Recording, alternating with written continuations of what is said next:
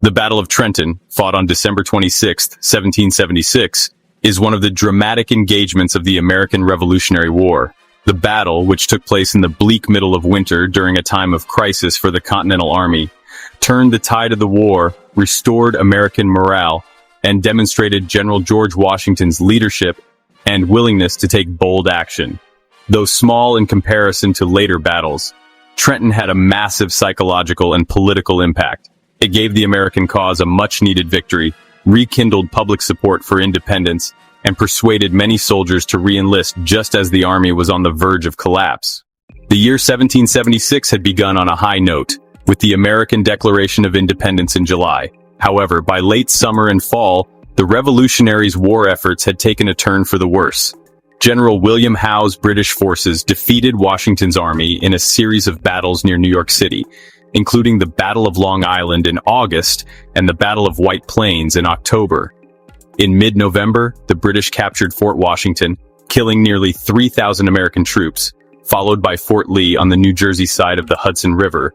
With morale plummeting, the Continental Army, pursued by British and Hessian troops, retreated through New Jersey in November and December. Desertions, disease, and expiring enlistments quickly reduced Washington's forces. By the time they crossed the Delaware River into Pennsylvania in early December, Washington had fewer than 5,000 effective troops. British General Howe, convinced that the war was coming to an end, halted his advance and established a series of winter outposts throughout New Jersey to control the region. Trenton, garrisoned by approximately 1,400 Hessian troops led by Colonel Johann Rall, was one of the most significant. The Hessians were German mercenaries hired by the British Crown to suppress the colonial rebellion. They had a fearsome reputation for discipline and battlefield prowess, but many American colonists held resentment and suspicion towards them. Rall and his troops still controlled Trenton, but they had become complacent and isolated. Although the Hessians were aware of American forces across the Delaware, they believed they were disorganized and demoralized, and thus unlikely to launch a meaningful attack, particularly during the winter. Washington, meanwhile, recognized that the situation was deteriorating. The Continental Army was on the verge of disintegration, as many regiments' enlistments expired at the end of the year. Morale was at a low, supplies were scarce, and public support for the revolutionary cause was dwindling. Recognizing the need for a bold move to rally support and keep the army intact, Washington devised a daring strategy, a surprise attack on the Hessian garrison at Trenton. The plan was to cross the ice-covered Delaware River on Christmas night, march to Trenton under the cover of darkness, and attack the Hessians before dawn on December 26th. The operation consisted of 3 separate crossings, one led by Washington himself, with approximately 2,400 men, a second by General James Ewing, tasked with blocking enemy reinforcements at Trenton, and a third under Colonel John Cadwalader, intended to support the main force from the south. However, due to worsening weather and logistical challenges, only Washington's force was successful in crossing the river. The crossing was one of the most dangerous and memorable events of the American Revolution. Washington's men braved snow, sleet, and freezing rain as they ferried across the river on Durham boats. Ice jams and strong currents delayed the crossing, and the troops did not finish until nearly 3 a.m., several hours later than planned. During the march, many soldiers were underdressed, with some going without shoes, and several men died from exposure. Despite these challenges, Washington pressed on, determined to surprise. The American force was divided into 2 columns, one under Major General Nathaniel Greene and the other under Major General John Sullivan. These columns advanced on parallel routes toward Trenton, coordinating to approach the town from various directions. Washington's strategic goal was to catch the Hessians off guard and prevent them from escaping or regrouping. As dawn broke on December 26th, Washington's columns approached the outskirts of Trenton. Snow continued to fall, and visibility was poor, ideal for a surprise attack. The Hessians, who had celebrated Christmas the night before, were unprepared for a full-fledged assault. Contrary to popular belief, the Hessians were not drunk or incapacitated. Instead, they had been on alert for weeks and were simply exhausted and taken aback by the suddenness and ferocity of the American attack. The initial assault started around 8 a.m. Washington's troops stormed Trenton, with Greene's column approaching from the north and Sullivan's from the south. The American artillery, led by Captain Alexander Hamilton and Henry Knox, played a crucial role in the battle. American cannon stationed at the head of the streets pounded the town, targeting Hessian positions and preventing them from forming cohesive lines. The combination of artillery fire and musket volleys caused confusion and panic among the Hessians. Colonel Rall attempted to rally his troops and prepare a counterattack. However, the Hessians were surrounded and lacked a clear command structure amid the chaos. Rall was fatally injured, as they attempted to regroup near an orchard on the outskirts of town. After about 90 minutes of fighting, the Hessians, who were leaderless and surrounded, surrendered. The Americans suffered few casualties, only 2 killed and several wounded, while seizing over 900 Hessians, a large amount of arms and ammunition, and vital supplies. Trenton's victory was remarkable for its speed and decisiveness. Most importantly, it revitalized the American cause.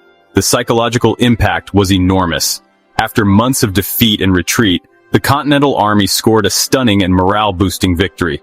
Washington's leadership in planning and executing the daring attack was widely praised, and word of the victory quickly spread throughout the colonies, rekindling enthusiasm for the revolution. George Washington was unquestionably the most critical leader in the battle. His ability to inspire his troops, maintain composure under extreme conditions, and take bold risks in the face of great danger ensured the survival of the Revolutionary Army. His decision to strike during the winter months, when traditional military campaigns were halted, demonstrated his willingness to defy convention in pursuit of victory. Major Generals Nathaniel Greene and John Sullivan also played essential roles in carrying out the flanking maneuvers that secured the American victory. Both men went on to serve with distinction in subsequent campaigns. Colonel Henry Knox's management of artillery logistics ensured that the American cannons were present and operational, despite the hazardous conditions. Captain Alexander Hamilton, commanding an artillery unit, demonstrated leadership abilities that would propel him to national prominence. Colonel Johann Rall, a veteran Hessian soldier, lacked adequate intelligence and support. Despite his efforts to mount a defense, the surprise and intensity of the American assault left little room for maneuver. His death contributed to the disarray and defeat of the Hessian resistance. The immediate aftermath of the battle had far-reaching implications. Washington's victory boosted the Continental Army's morale and encouraged re-enlistment at a time when soldiers were eager to leave the service. The morale boost it provided could not be overstated. The success at Trenton demonstrated to the Continental Congress and the general public that the revolution was still alive, and that the American army could defeat professional European troops on the battlefield.